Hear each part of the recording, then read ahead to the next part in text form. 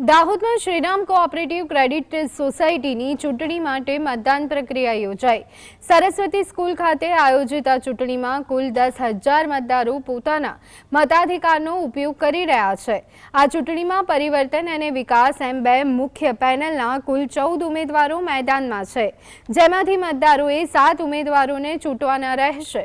મતદાન દરમિયાન એક તબક્કે ઉમેદવારોની સ્લીપ અને ચિહ્નો સાથે મતદારો અંદર પ્રવેશતા માહોલ ગરમાયો હતો, પરંતુ પોલીસે તાત્કાલિક સ્થળ પર પહોંચી મામલો થાળે પાડ્યો। હાલ ચુસ્ત પોલીસ બંદોબસ્તની વચ્ચે શાંતિપૂર્ણ રીતે મતદાન ચાલી રહ્યું છે। 12 જનરલ અને 2 અનામત બેઠકો માટેના ઉમેદવારોનું ભાવિ આજે બેલેટ બોક્સમાં સીલ થશે।